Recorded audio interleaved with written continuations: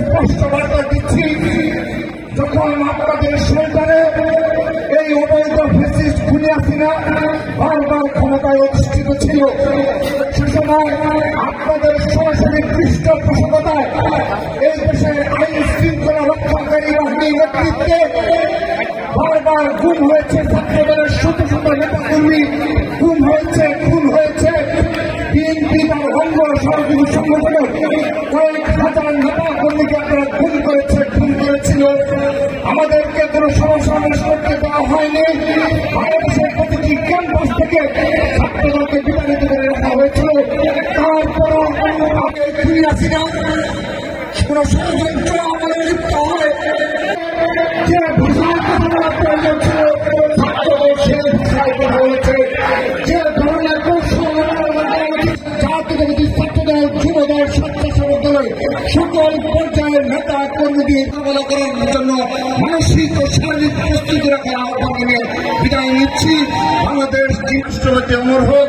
মা মাটি ও মানুষের নেত্রী, আবসীন দেশের নেত্রী বেগম খালেদা জিয়া জিন্দাবাদ।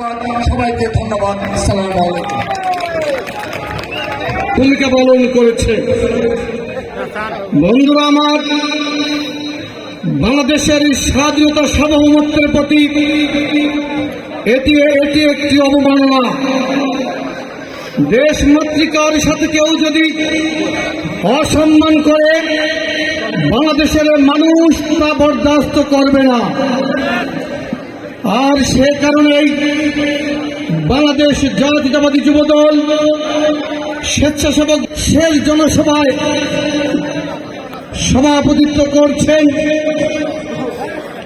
বাংলাদেশ জাতীয়তাবাদী স্বেচ্ছাসেবক দলের সংগ্রামী সভাপতি, সাবেক ছাত্রনেতা SM জিলানী।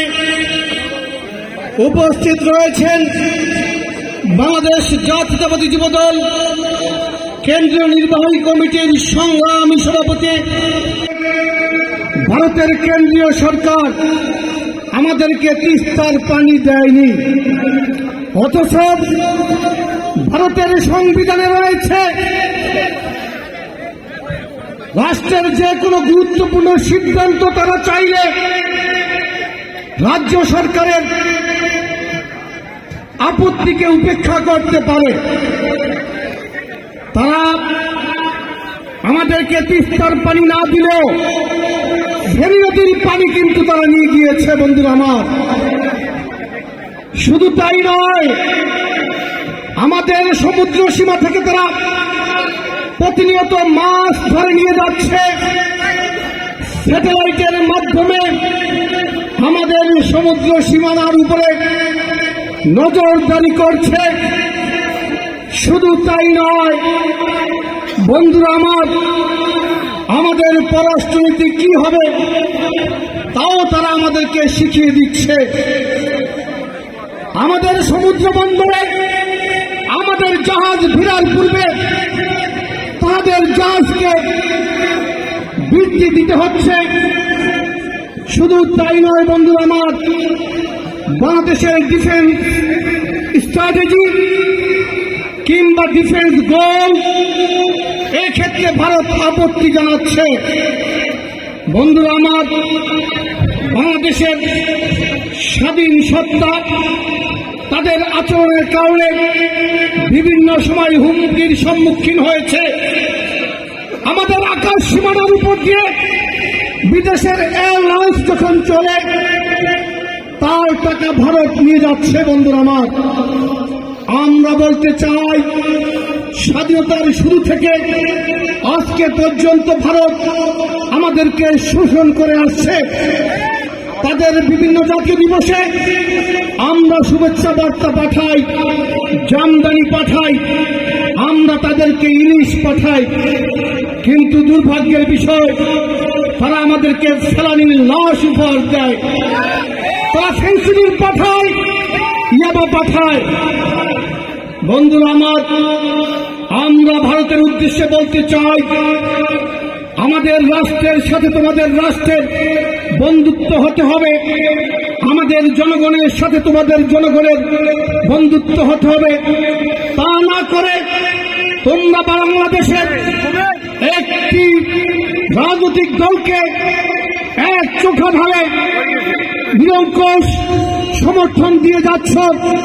গত 16 বছর ভারতের আশ্রয়ে প্রশ্রয়ে বাংলাদেশে একটি ফ্যাসিবাদী সরকার তাদের ক্ষমতাকে দীর্ঘায়িত করেছিল। বাংলাদেশের মানুষের জনরোষের মুখে সেই সরকারের পতন হয়েছে। সেই সরকারের সবচাইতে ঘৃণিত ব্যক্তি শেখ হাসিনা বাংলাদেশ থেকে পালিয়ে গিয়ে ভারতে আশ্রয় গ্রহণ করেছে। আর শেখ হাসিনাকে সন্তুষ্ট করার জন্য বাংলাদেশের বিরুদ্ধে তোমরা ষড়যন্ত্র করে যাচ্ছ। আর ভারতের গদি মিডিয়া এক পেশে তথ্য সম্প্রচার করে যাচ্ছে। কিন্তু আমরা বলতে চাই, বাংলাদেশের স্বাধীনতার পর থেকে সাম্প্রদায়িক সম্প্রীতি বিরাজ করছে। শুধু তাই নয়, তোমরা বাংলাদেশে যতই বিশৃঙ্খলা করার চেষ্টা করো, বাংলাদেশের জনগণ আজ ঐক্যবদ্ধ।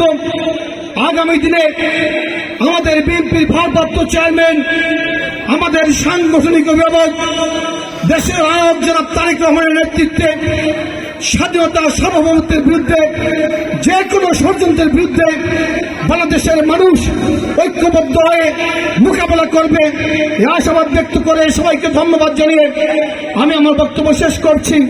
খুদা হাফেজ। বাংলাদেশ জিন্দাবাদ। বাংলাদেশ জাতীয়তাবাদী যুবদল জিন্দাবাদ। বাংলাদেশ জাতীয়তাবাদী স্বেচ্ছাসেবক দল জিন্দাবাদ। বাংলাদেশ জাতীয়তাবাদী ছাত্র দল জিন্দাবাদ। সবাইকে ধন্যবাদ। আসসালামু আলাইকুম। ভারতীয় গদি মিডিয়ার মিথ্যা প্রচারণা করে সাম্প্রদায়িক সম্প্রীতি নষ্ট করার পায়তারা বাংলাদেশের সহকারী হাই কমিশন আগরতলায় উচ্ছৃঙ্খল ভারতীয় সন্ত্রাসীদের দ্বারা আক্রমণ এবং জাতীয় পতাকার অবমাননার প্রতিবাদে যুবদল, ছাত্রদল, স্বেচ্ছাসেবক দলের লং মার্চ পরবর্তী আজকের এই সীমান্ত এলাকা আখাউড়ের স্থলবন্দর, যেটা একদম আগরতলার সন্নিকটে, আমরা সেখানে আজকে এই সভা করছি। আজকের সভার সভাপতিত্ব করছেন স্বেচ্ছাসেবক দলের সংগ্রামী সভাপতি এস এম জিলানী। উপস্থিত আছেন যুবদলের সংগ্রামী সাধারণ সম্পাদক নুরুল ইসলাম নয়ন, ছাত্রদলের সাবেক সভাপতি, স্বেচ্ছাসেবক দলের সাধারণ সম্পাদক রাজীব হাসান, ছাত্রদলের সভাপতি। দৃষ্টি দিয়েছে, সেটাকে প্রতিহত করতে হবে। আমি ইনশাল্লাহ এখানে বলতে চাই, বাংলাদেশের স্বাধীনতা সার্বভৌমত্বের প্রশ্নে আমরা আমাদের এখানে উপস্থিত আছেন এই এলাকার ব্রাহ্মণবাড়িয়ার কৃতি সন্তান সাবেক সহ সাধারণ সাংগঠনিক সম্পাদক, সহ সাধারণ সম্পাদক যুবদল, কৃতজ্ঞতা জানাচ্ছে। আমাদের মাঝে উপস্থিত আছেন ঢাকা মহানগর দক্ষিণ বিএনপির সদস্য, এই এলাকার কৃতি সন্তান নাদিয়া পাঠান পাপন।